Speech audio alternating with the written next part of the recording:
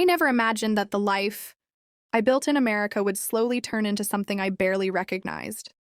Because from the outside, everything looked perfect. We lived in a nice neighborhood, attended family gatherings, and people often told me how lucky I was to have such a successful husband. What they didn't see was what happened behind closed doors. In the beginning, he was attentive, protective, and affectionate, the kind of man who made me feel chosen. But as time passed, his tone changed. Conversations became criticisms. Compliments turned into comparisons. Nothing I did felt enough. He began correcting the way I spoke, the way I dressed, even the way I laughed. I tried harder, believing that love meant effort and patience.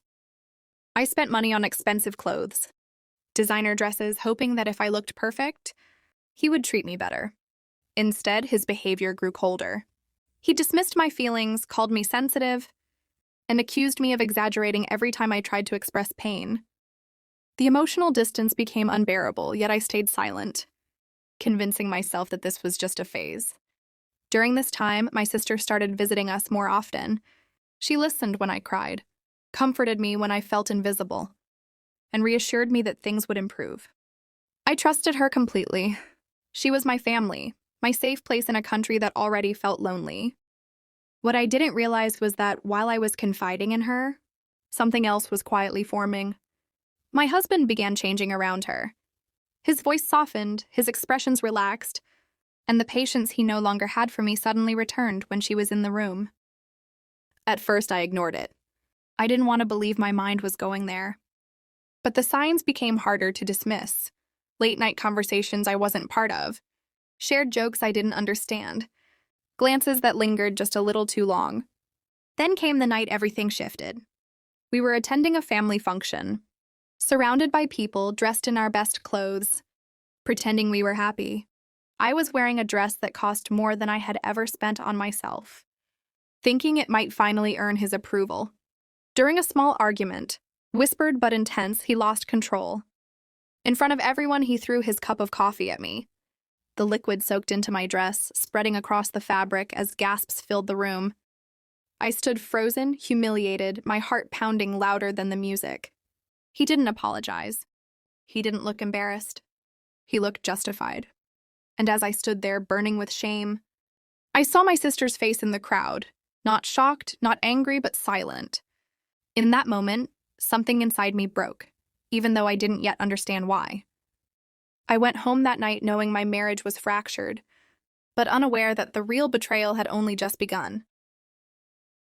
After that night, everything changed in ways I couldn't have imagined. The house that once felt like a home now felt suffocating, every corner echoing memories of humiliation and betrayal.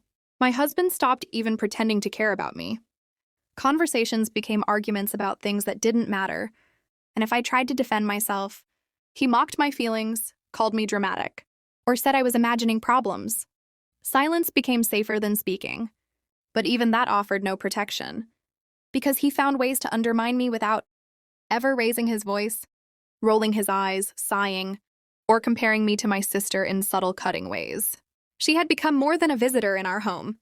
She had become part of his world, the person he now trusted, laughed with, and turned to for comfort, while I was pushed further into isolation. At first, I told myself I was overthinking.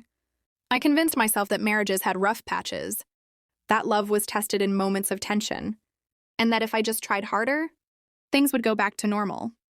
But then the signs became impossible to ignore. Private messages I accidentally saw, secret phone calls and glances exchanged that spoke more than words ever could. The man I had married, who had once held my hand through grief and fear, was now sharing secrets, smiles, and perhaps something more with my sister, the person I had trusted most in the world. When I finally confronted him, he laughed, told me I was paranoid, and blamed my insecurity. But I saw it in his eyes. The satisfaction, the excitement, the ease he now had around her. I felt frozen in disbelief, betrayed by both the man I loved and the sister I believed was my ally. The cruelest twist was how he began treating me at home. Every effort I made to keep the house calm, to maintain appearances, to dress nicely for him, was met with criticism. He mocked my clothes, belittled my choices, and one evening, in a moment of anger, threw coffee across the floor, almost hitting me and ruined my favorite dress. The humiliation wasn't just in the stain, but in the control, the power he wielded over my emotions, the reminder that I was no longer seen as worthy. And while I suffered in silence, my sister laughed with him in the other room, acting as if nothing was wrong, as if I didn't exist. When he finally told me he wanted a divorce, it wasn't a conversation. It was a declaration. He said he had found someone who made him happy, someone who was patient and understanding. And the truth hit me like a punch to the chest. He meant my sister. That night, I sat in the dim light of our living room, surrounded by the trappings of a life I had built, and realized that loyalty, trust, and love could be shattered so completely by deceit. I understood then that survival wasn't about holding on to what I had lost.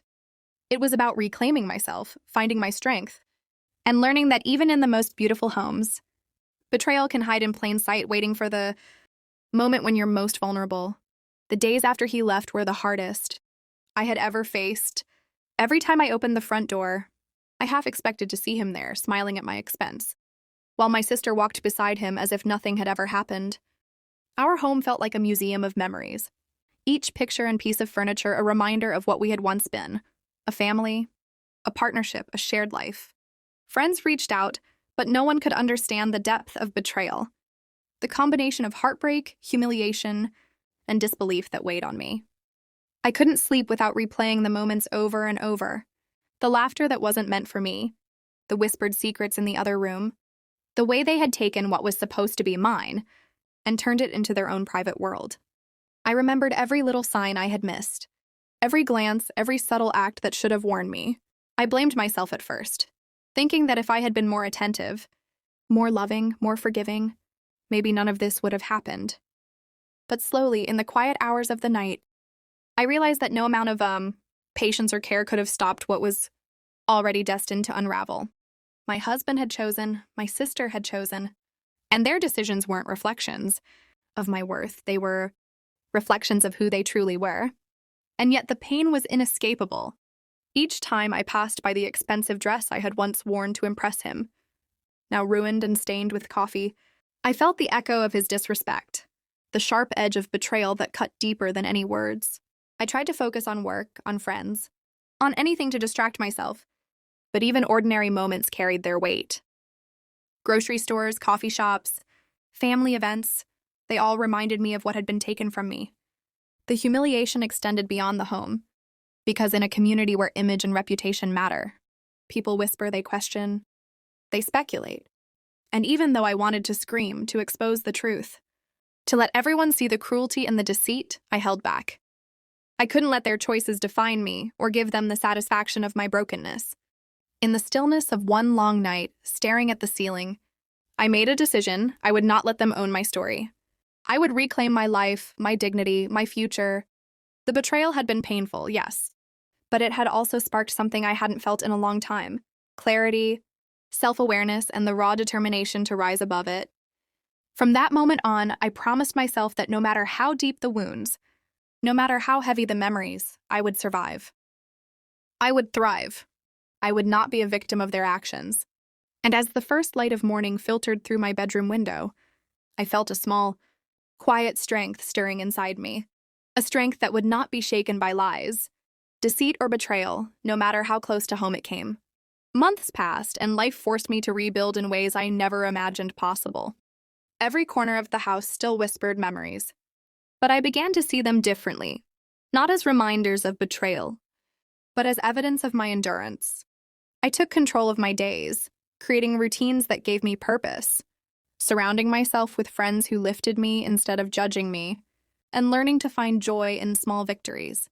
My heart still ached when I thought of him and my sister together, laughing, living as if the past never existed, but I refused to let their choices dictate my peace. I started therapy, slowly untangling the layers of pain, humiliation, and disbelief, discovering parts of myself that had been silenced by loyalty and love misplaced. Each session reminded me that I was more than the cruelty I endured, that I had a voice, a mind, and the right to set boundaries. I returned to hobbies and passions I had abandoned for the sake of their happiness, and for the first time, I felt the stirrings of confidence that weren't dependent on someone else's approval. Financial independence became more than a goal. It became a symbol of my strength. I found ways to invest, to save, and to support myself, proving that my life could flourish even when the people I trusted most had failed me. Family events became moments of self-assertion rather than submission.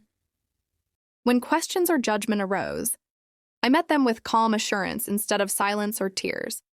Even when I saw glimpses of my former life on social media, pictures of him and my sister in moments that were supposed to humiliate me, I only felt a quiet sorrow that slowly transformed into understanding. Betrayal says more about the betrayer than the betrayed. And as time passed, I discovered something unexpected. The space they had left in my life was now filled with people and experiences that nurtured my growth instead of diminishing it.